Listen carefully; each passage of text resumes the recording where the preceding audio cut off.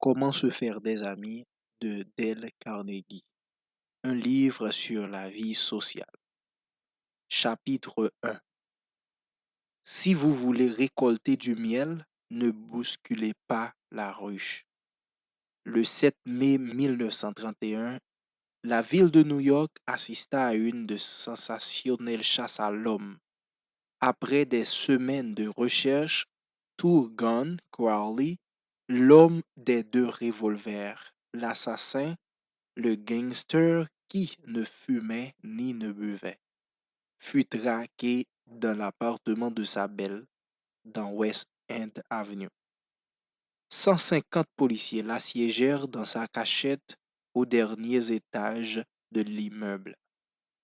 Perçant des trous dans le toit, ils essayèrent de le faire sortir au moyen de gaz lacrymogène. Puis, ils braquèrent leurs fusils sur les immeubles environnants et, pendant plus d'une heure, ce quartier élégant de New York retentit du claquement des coups de feu. Protégé par un gros fauteuil rembourré, Crowley tirait sans relâche sur la police. 10 000 personnes observaient, surexcitées, la bataille. On n'avait jamais rien vu de semblable dans les rues de New York. Après l'avoir capturé, le chef de la police, Mulroney, déclara: Cet homme est un criminel. Cet homme est un des criminels les plus dangereux que j'ai jamais connus. Il tue pour rien. Mais lui, Crowley, comment se considérait-il? Tandis que la fusillade faisait rage autour de lui, il écrivait une lettre destinée à ceux qui trouveraient son cadavre. Le sang ruisselait de ses blessures, faisait une traînée rouge sur le papier. Dans cette lettre, il disait: Sous ma veste bat un cœur las, mais bon, et qui ne ferait de mal à personne. Peu de temps avant ces événements, Crowley se trouvait à la campagne près de Long Island. Tout à coup, un agent de la police s'approcha de sa voiture arrêtée et dit: Montre-moi vos permis. Sans articuler un mot, Crowley sortit un revolver et transperça le malheureux d'une graine de balle, puis il sauta son siège, saisit l'arme du policier et tira encore une autre balle sur son corps inerte. Tel était l'assassin qui déclarait: Sous ma veste bat un cœur las, mais bon, et qui ne ferait de mal à personne. Crowley fut condamné à la chaise électrique. Quand il arrivait à la chambre d'exécution, à la prison de Sing Sing, vous pensez peut-être qu'il dit: Voilà ma punition pour avoir tué. Non, il s'exclama: Voilà ma punition pour avoir voulu me défendre. La morale de cette histoire, c'est que Thurgood ne se jugeait nullement coupable. Est-ce cela une attitude extraordinaire chez un criminel? Si tel est votre avis, écoutez ceci. J'ai passé les meilleures années de ma vie à donner du plaisir et de l'amusement aux gens. Et quelle a été ma récompense? Des insultes et la vie d'un homme traqué.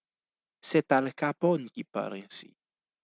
Parfaitement l'ancien ennemi public numéro 1, le plus sinistre chef de bande qui ait jamais terrifié Chicago, ne se condamne pas. Il se considère réellement comme un bienfaiteur public, un bienfaiteur incompris, traité avec ingratitude. C'est ce que disait aussi Dutch Schools. avant de s'écrouler sous les balles des gangsters de New York. Dutch Schools, l'un des bandits les plus notoires de New York, déclara au cours d'une entrevue avec un journaliste qu'il était un bienfaiteur public et il le croyait. J'ai quelques lettres fort intéressées de M. Laws, directeur du fameux pénitencier de Sing Sing. Il assure que peu de criminels à Sing Sing se considèrent comme des malfaiteurs. Ils se jugent tous aussi normaux que les autres hommes. Ils, ré- ils raisonnent, ils expliquent, ils vous diront pourquoi ils ont été obligés de forcer un coffre-fort ou de presser la détente.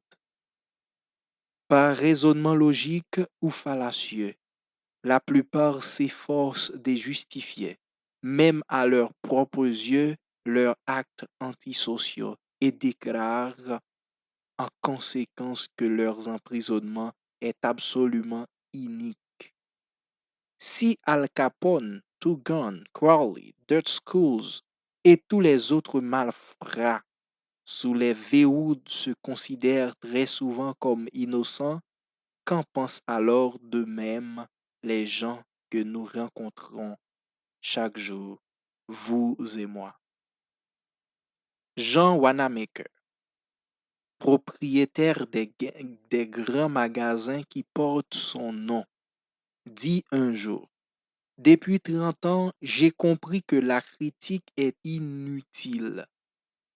J'ai bien assez de mal à corriger mes propres défauts sans me tourmenter, parce que les hommes sont imparfaits et parce que Dieu n'a pas jugé bon de distribuer également à tous les dons de l'intelligence.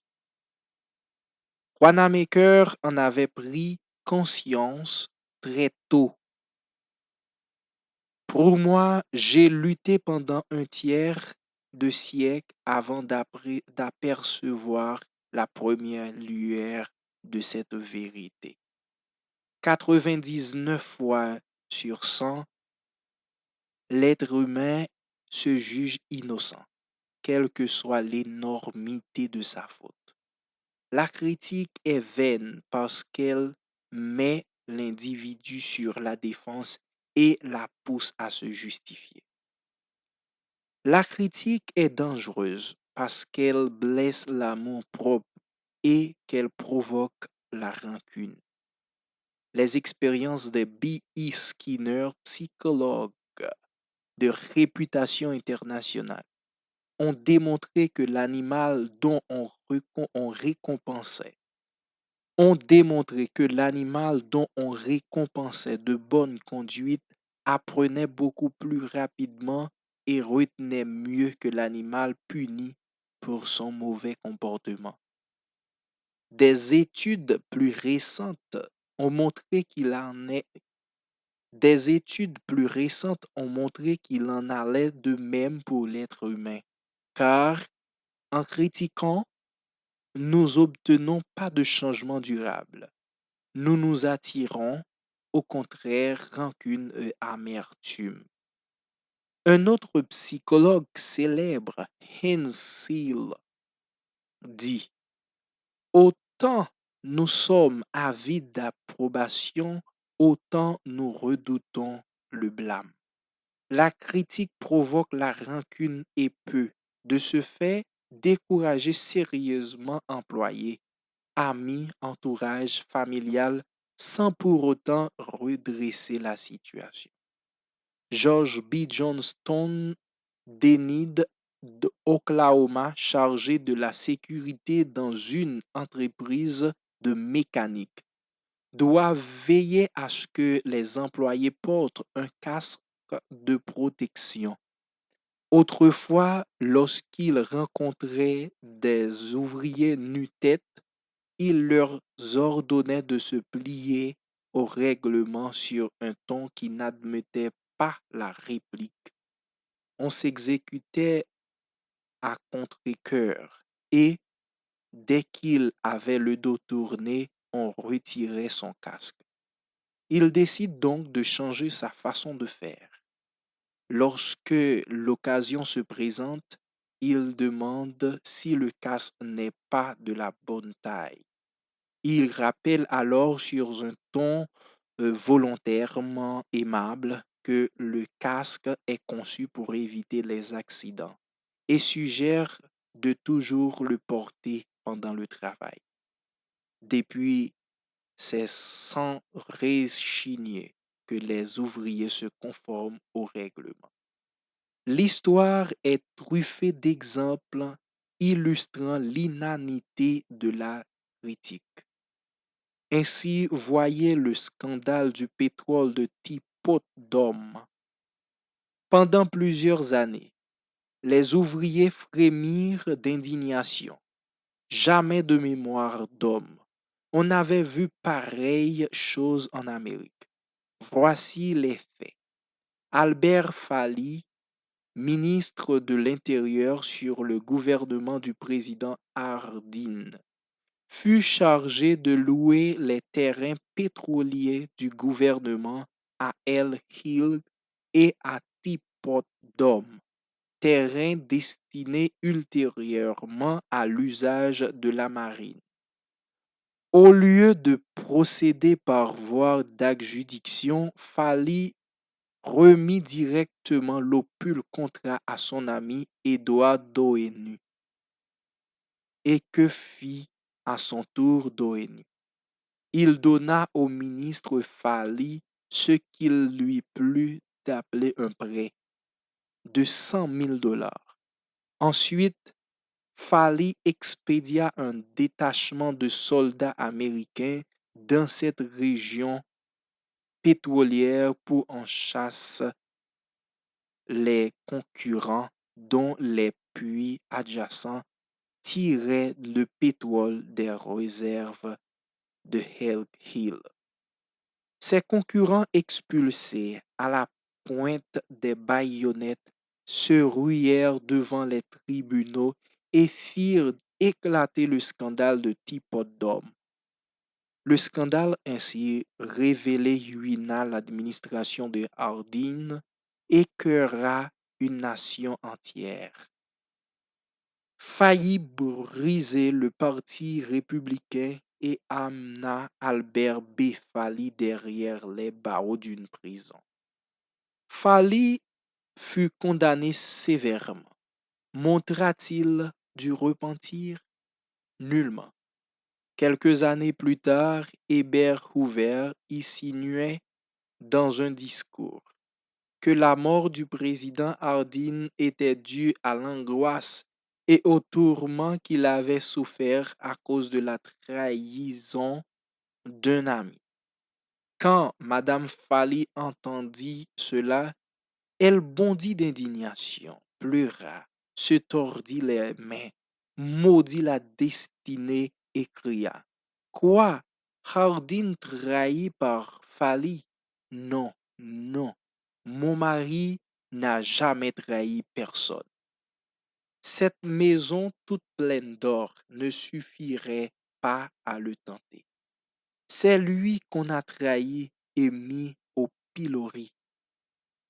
Vous voyez, voilà une manifestation typique de la nature humaine. Le coupable qui blâme tout le monde, sauf lui-même. Mais nous sommes tous ainsi faits. Aussi, lorsque demain nous serons tentés de critiquer quelqu'un, rappelons-nous Al Capone, Tugun, Crowley et Albert Fally. Sachons bien que la critique est comme le pigeon voyageur. Elle revient toujours à son point de départ. Disons-nous que la personne que nous désirons blâmer et corriger fera tout pour se justifier et nous condamnera en retour.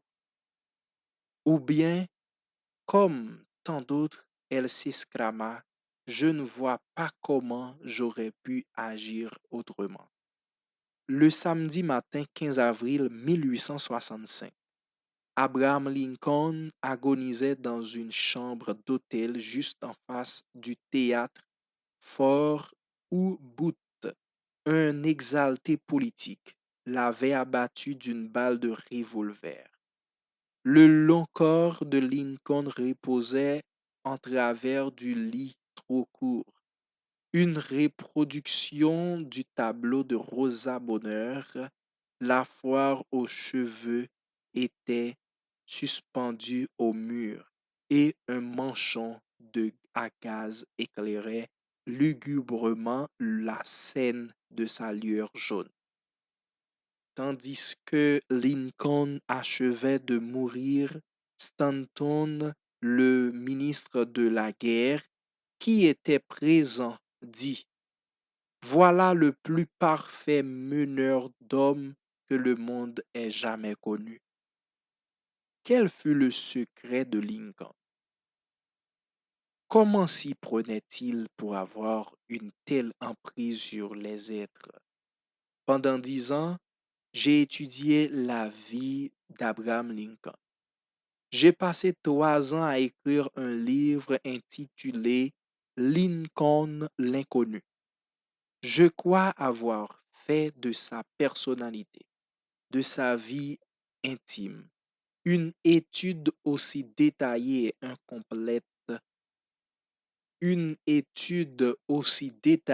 complète qu'il était humainement possible de le faire. J'ai spécialement analysé les méthodes qu'il appliquait dans ses rapports avec ses semblables. Aimait-il critiquer? Oh oui. Au temps de sa jeunesse, quand il habitait Pigeon Creek Valley, dans l'État d'Indiana, il était jusqu'à écrire des épigrammes, des lettres, dans lesquelles il ridiculisait certaines personnes et qu'il laissait tomber sur les routes, espérant que les intéressés les trouveraient. L'une de ces lettres suscita des rancunes qui durèrent toute une vie. Et même devenu plus tard avoué à Springfield, dans l'Illinois, il provoquait ses adversaires dans les lettres ouvertes aux journaux. Un jour vint où la mesure fut comble. En 1842, il s'attaqua à un politicien irlandais vaniteux et batailleur du nom de James Shield. Il le ridiculisa outrageusement dans le Springfield Journal.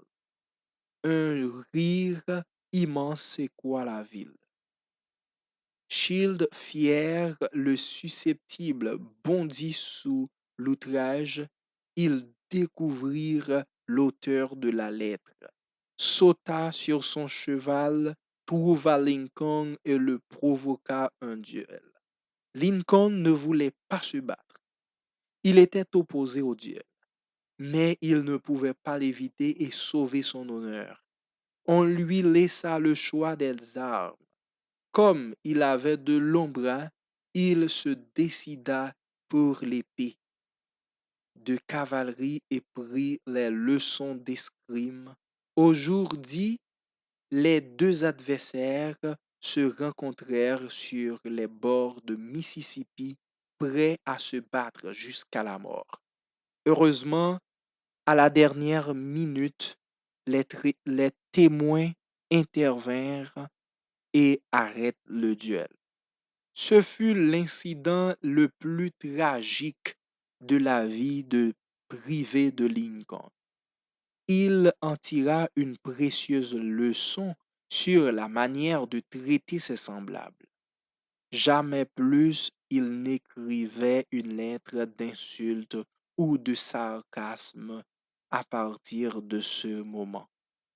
Il se regarda de critiquer les autres. Pendant la guerre de sécession, Lincoln dut à maintes reprises changer les généraux qui étaient à la tête de l'armée de Potomac. À tour de rôle, il commentait de funestes erreurs et prolongeait. À tour de rôle, il commettait de funestes erreurs et plongeait à Lincoln dans le désespoir. La moitié du pays maudissait forcément ces généraux incapables. Cependant, Lincoln, sans malice aucune et charitable envers tous, restait modéré dans ses propos. Une de ses citations préférées était celle-ci: Ne juge point si tu ne veux point être jugé. Et lorsque M. Lincoln ou d'autres blâment sévèrement les sudistes, Lincoln répondait. Et lorsque Mrs. Lincoln ou d'autres blâment sévèrement les sudistes, Lincoln répondait. Ne les condamne point, ne les condamnez point. Dans les mêmes circonstances, nous aurions agi exactement comme eux. Cependant, si jamais homme eut lieu de critiquer, ce fut bien Lincoln. Lisez plutôt ceci. La bataille de Gettysburg se poursuit pendant les 3 premiers jours de juillet 1863.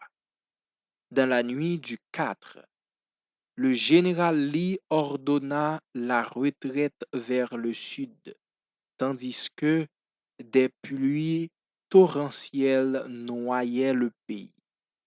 Quand Lee atteignit le Potomac à la tête de son armée vaincue, il fut arrêté par le fleuve grossi et franchissable derrière lui. Se trouvait l'armée victorieuse de nordistes. Il se trouvait pris dans un piège. La fuite était impossible. Lincoln comprit cela. Il aperçut cette chance unique, cette aubaine inespérée, la possibilité de capturer Lee immédiatement et de mettre un terme aux hostilités. Alors, plein d'un immense espoir, il télégraphie un général Meade d'attaquer sur l'heure sans réunir le conseil de guerre. De plus, il envoya un message pour confirmer son ordre. Et que fit le général Meade? Il fit exactement le contraire de ce qu'on lui demandait. Il réunit un conseil de guerre malgré la défense de Lincoln. Il hésita, tergiversa. Il refusa finalement d'attaquer Lee. Pendant ce temps, les eaux se réitèrent et Lee put s'échapper avec ses hommes au-delà du Potomac. Lincoln était furieux. Grand Dieu, nous les tenions. Nous avions qu'à étendre la main pour les cueillir, et pourtant, malgré mes ordres pressants, notre armée n'a rien fait. Dans des circonstances pareilles, n'importe quel général aurait pu vaincre Lee. Moi-même, si j'avais été là-bas, j'aurais pu le battre. Plein de rancune, Lincoln écrivit à Meade la lettre suivante. Rappelez-vous que cette époque de sa vie, il était très tolérant et fort modéré dans ses paroles. Ces lignes constituaient donc pour un homme comme lui le plus armé des reproches. Mon général, je ne crois pas que vous appréciez toute l'étendue du désastre causé par la fuite de Lee. Il était à la portée de main. Et si vous l'aviez attaqué, votre prompt assaut, succédant à nos précédentes victoires, aurait amené à la fin de la guerre. Maintenant, au contraire, elle va se prolonger indéfiniment. Si vous n'avez pas pu combattre Lee lundi dernier, Comment pourrez-vous l'attaquer de l'autre côté du fleuve, avec 2 tiers seulement des forces dont vous disposez alors? Il ne serait pas raisonnable d'espérer, et je n'espère pas, que vous pourrez accomplir maintenant des progrès sensibles. Votre plus belle chance est passée et vous m'en voyez infiniment désolé. Que fit, à votre avis, Méadre en lisant cette lettre? Méadre ne vit jamais cette lettre. Lincoln ne l'expédia pas. Elle fut trouvée dans ses papiers après sa mort. Je suppose ce n'est qu'une supposition qu'après avoir terminé sa missive, Lincoln se mit à regarder par la fenêtre et se dit: un moment, ne soyons pas si pressés. Il m'en facile à moi, assis tranquillement à la Maison Blanche, de commander à Méade d'attaquer. Mais si j'avais été à Gettysburg et si j'avais vu autant de sang que Méade en a vu, si mes oreilles avaient été transpercées par les cris des blessés et des mourants, peut-être comme lui, aurais-je montré moins d'ardeur à courir à l'assaut. Si j'avais le caractère timide de Méade, j'aurais sans doute agi comme lui. Enfin, ce qui est fait est fait. Si je lui envoyais cette lettre, cela me soulagera, mais cela lui donnera l'envie de se justifier. C'est moi qu'il condamnera. Il aura contre moi de l'hostilité et du ressentiment. Il perdra confiance en lui-même, sans lesquels il n'est pas de chef, et peut-être en viendra-t-il même à quitter l'arme. C'est pourquoi, comme je l'ai dit plus haut, Lincoln rangea sa lettre, car une amère expérience lui avait appris que les reproches et les accusations sévères demeurent presque toujours vains. Theodore Roosevelt racontait autant de sa présidence lorsqu'il se trouvait en face de quelques conjonctures embarrassantes. Il s'adossait à son fauteuil, levait les yeux vers un grand portrait de Lincoln suspendu au mur et se disait: que ferait Lincoln s'il était à ma place? Comment résoudrait-il ce problème? Alors, alors, la prochaine fois que nous serons tentés de passer un bon savon à quelqu'un, pensons à Lincoln et demandons-nous que ferait-il à notre place. Il arrivait à Mark Twain de laisser exploser sa colère dans sa correspondance. Un jour, à quelqu'un qui l'avait exaspéré, il écrivit: tout ce qu'il vous faut, c'est une place au cimetière. Vous n'avez qu'un mot à dire, et je me charge de vous la réserver. Une autre fois, parce qu'un correcteur avait tenté d'apporter quelques améliorations à son orthographe et à sa ponctuation, il s'adressa à la rédaction en ces termes: conformez-vous à mon article et veillez à ce que ce correcteur garde ses conseils dans la bouillie qui lui tient lieu de cervelle. Si ces lettres ont permis à Mark Twain de décharger sa bile, leur ton cinglant n'a jamais atteint des destinataires. Mais Madame Twain, en effet, sans en souffler mot à son mari, a fait en sorte qu'elle ne soit jamais expédiée. Connaissez-vous une personne que vous voudriez corriger? Oui, parfait. C'est une excellente idée. Mais pourquoi ne pas commencer par vous-même? Ce serait beaucoup plus profitable que d'essayer de corriger les autres et beaucoup moins dangereux. Commençons par nous corriger nous-mêmes. Confucius disait: ne te plains pas de les neiges qui se trouvent sur le toit du voisin, quand ton seul est malpropre. Quand j'étais jeune, j'étais fort prétentieux et je m'efforçais d'impressionner tout le monde.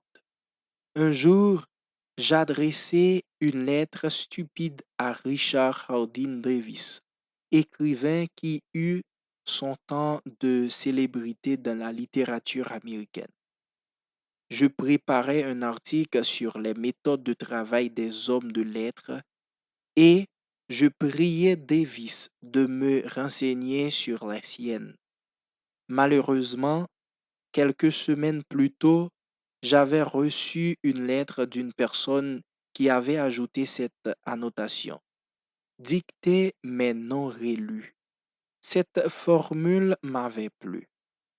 Voilà qui vous donnait l'air d'un personnage important, accablé de besogne. Pour moi, j'étais bien loin d'être aussi occupé, mais je désirais tant me grandir aux yeux de Richard Hardin Davis que je terminai aussi ma brève note par les mots dictés mais non relus. Le romancier ne répondit jamais à ma lettre. Il me le retourna simplement orné de cette observation. Votre grossièreté n'a d'égal de votre stupidité. C'est vrai, j'avais fait une gaffe. J'avais sans doute mérité cet affront. Mais c'est humain. Je détestais Davis pour l'humiliation qu'il m'avait infligée et ma rancune demeura si vive. Je déteste Davis pour l'humiliation qu'il m'avait infligée. Et ma rancune demeure si vive que lorsque j'appris sa mort 10 ans plus tard, le seul souvenir qui se réveilla dans mon esprit, j'ai honte de l'avouer. Ce fut le mal qui m'avait fait. Si vous voulez demain faire renaître des rancunes qui brûleront pendant des lustres et qui persisteront peut-être jusqu'à la mort, adressez à ceux qui vous entourent quelques cinglantes critiques. Vous verrez le résultat. Même si ces critiques sont parfaitement justifiées à vos yeux, quand vous vous adressez à un homme, rappelez-vous que vous ne parlez pas à un être logique. Vous parlez avec un être d'émotion, à une créature tout hérissée de prévention, mue par son orgueil et par son amour propre. À cause des critiques féroces dont on l'avait accablé, Thomas Hardy, un des écrivains les plus remarquables de la littérature anglaise, abandonne pour toujours son métier de romancier et c'est la médisance qui conduisit au suicide le poète anglais Thomas Chatterton. Et c'est la médisance qui conduit au suicide le poète anglais Thomas Chatterton. Benjamin Franklin, brutal et maladroit dans sa jeunesse, devint par la suite un si fin psychologue, il apprit si bien l'art d'influencer les hommes qu'il fut nommé ambassadeur des États-Unis en France. Le secret de son succès, le voici. Je ne veux critiquer personne. Je veux dire tout le bien que je sais de chacun. Le premier imbécile venu est capable de critiquer, de condamner et de se plaindre. Mais il faut de la noblesse et de la maîtrise de soi pour comprendre et pardonner. Un grand homme montre sa grandeur dans la manière dont il traite les petites gens, disait Carlyle. Bob Hoover, célèbre pilote d'essai entraîné des acrobaties aériennes, rentre chez lui à Los Angeles. Il quitte le terrain d'aviation de San Diego lorsque brusquement à 100 mètres du sol, ses moteurs s'arrêtent. Il manœuvre avec toute l'habileté d'un pilote expérimenté et réussit à se poser. Les passagers sont indemnes, mais l'avion, un appareil à hélice de la Deuxième Guerre mondiale, est sérieusement endommagé. Hoover a un pressentiment et son premier réflexe après l'atterrissage forcé est d'aller examiner le carburant dans le réservoir. Il a deviné juste.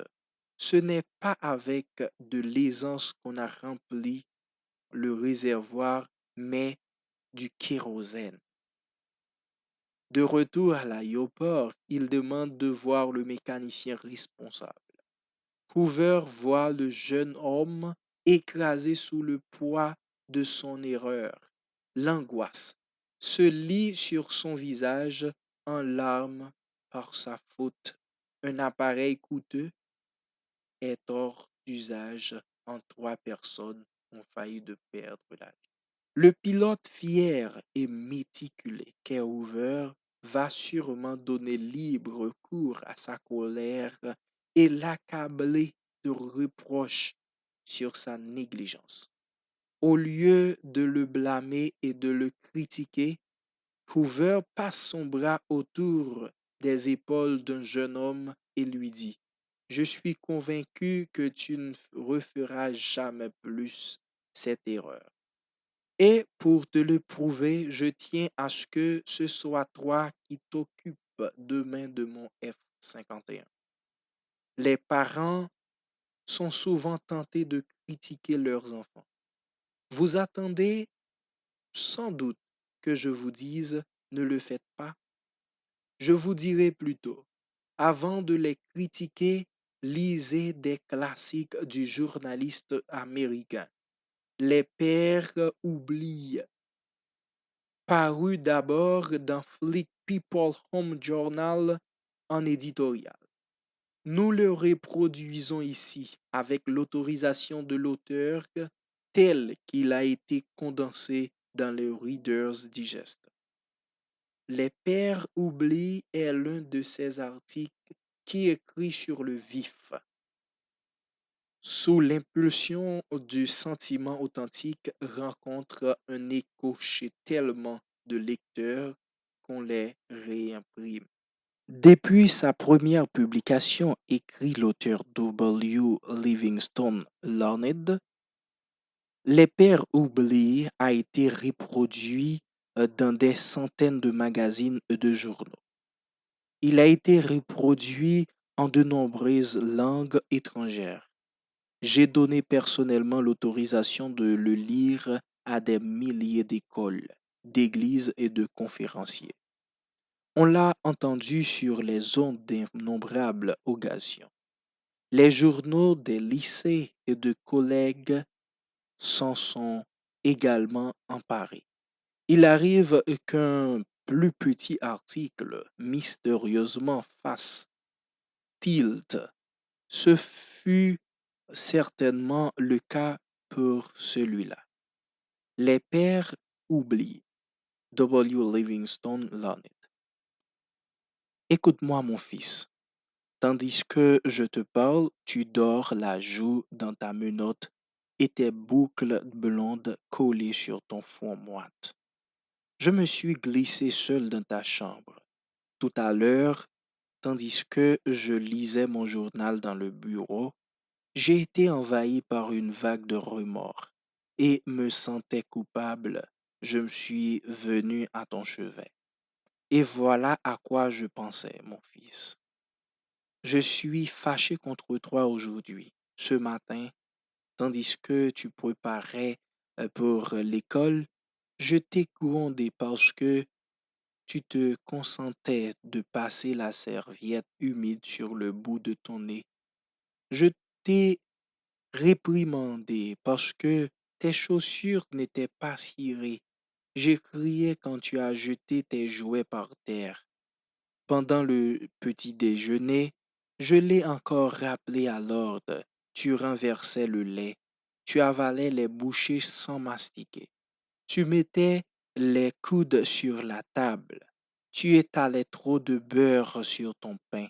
Et quand, au moment de partir, tu t'es retourné en agitant la main et tu m'as dit, au revoir, papa.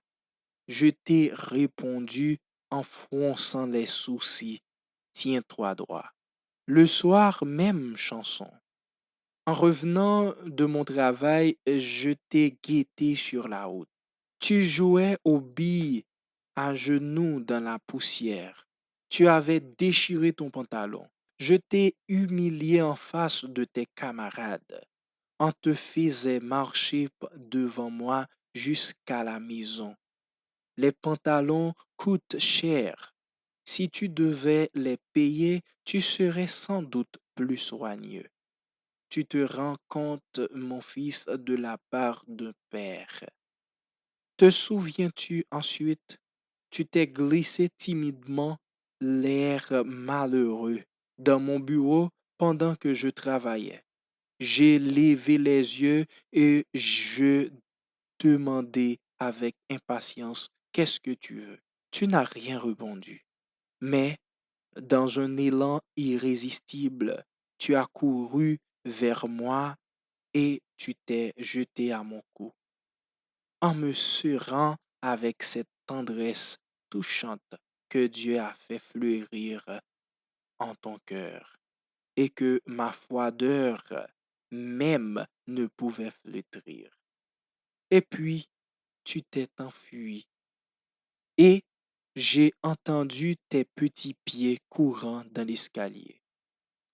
Eh bien, mon fils, c'est alors que le livre m'a glissé des mains et qu'une terrible crainte m'a saisi. Voilà ce qu'avait fait de moi la manie des critiques et des reproches. Un père grondeur, je te punissais de n'être qu'un enfant. Ce n'est pas que je manquais de tendresse, mais j'attendais trop de ta jeunesse. Je te mesurais à l'une de mes propres années. Et pourtant, il y a tant d'amour et de générosité dans ton âme. Ton petit cœur est vaste, comme l'aurore qui montre derrière les collines. Je n'en veux pour témoigne que ton élan spontané pour venir me souhaiter le bonsoir. Plus rien d'autre ne compte maintenant, mon fils. Je suis venu à ton chevet dans l'obscurité et je me suis agenouillé là, plein de honte. C'est une piètre réparation. Je sais que tu ne comprendrais pas toutes ces choses si tu pouvais les entendre. Mais demain tu verras, je serai un papa. Je deviendrai ton ami. Je rirai quand tu riras. Je pleurerai quand tu pleuras. Et si tu l'envie de le gronder me reprend, je me mordrai la langue. Je ne cesserai de me répéter comme une litanie. Ce n'est qu'un garçon, un tout petit garçon. J'ai eu tort. Je t'ai traité comme un homme. Maintenant que je te contemple dans ton petit lit, là et abandonné, je vois bien que tu n'es qu'un bébé. Hier encore, tu étais dans les bras de ta mère, la tête sur son épaule. J'ai trop exigé de trop, beaucoup trop. Au lieu de condamner les gens, essayez de les comprendre. Essayez de découvrir le mobile de leurs actions. Voilà qui est beaucoup plus profitable et plus agréable que de critiquer. Voilà qui nous rend tolérants, compréhensifs et bons.